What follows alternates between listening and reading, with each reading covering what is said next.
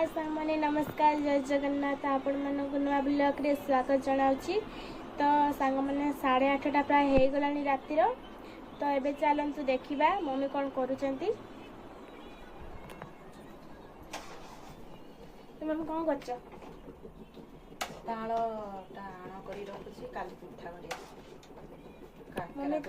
Mummy ताल आण कर काकरा करिए बोलिकी तेल फुटाऊँ बापा लगेदेमी माछ भाजी रखी रोषेई हम। तो ताले आज रात आइटम माछ तरकारी से बार आंबुल दिया पूरा जमी जो सांग मैंने। तो मत आंबुल दिया माछ तरकारी बहुत पसंद। तो मम्मी पिठा कर तो ये पिठार रेसिपी आपण मानक मु शॉर्ट वीडियो रे ऐड कर देबे। आपण माने निश्चित भाव जाई देखि नेबे।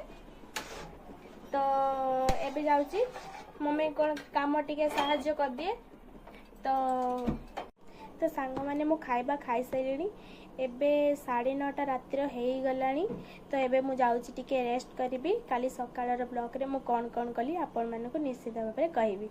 तो सांग माने एबे सकाळ हो गलानी आ मु स्कूल मध्ये बाहरलिनी। जेहेतु सांग मैंने सकाल व्यस्त थी तो से आपण मानक सकाल ब्लॉगटा आनी नी। तो एबे टाइम 9:30 हो गला। तो आपण मानक गोटे जिनस देखी चलो देखिया।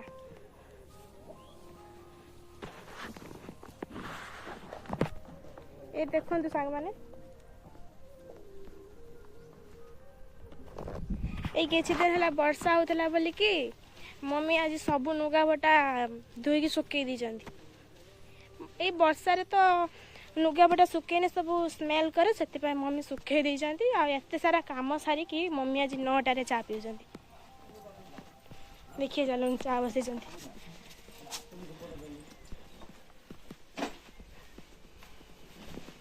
देख मैंने चा एबे बसई पीउछंती। जेहेतु लेट रे काम सरला से मम्मी एबे चा बसी खाऊछंती। किछि खाई नथिले। तो मो स्कूल टाइम हो गलानी सांग माने मो स्कूल आसीने आपण मानको ब्लॉग करी सांग माने मो स्कूल रे आसी सारिछि।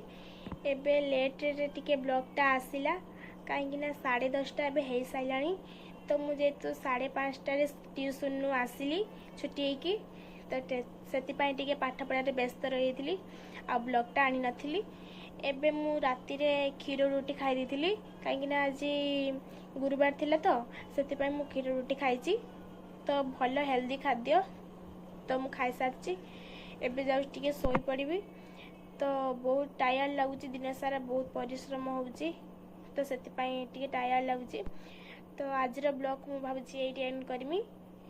एंड करिया पूर्वरु तो सांग माने मु कहि दोची मु आपण मानक पई सब दिन ब्लॉग आनिबी। तो आपण माने मो ब्लॉग को निश्चित भाव में देखिए और मत सपोर्ट करेंगे। आ मो चैनल को लाइक करने सहित सब्सक्राइब सहित शेयर करेंगे। तो आपण मानक आशीर्वाद रे मते आगु को नहीं जातु। तो एतिकी कहूची आज ब्लॉग को एटी एंड करची। जय जगन्नाथ।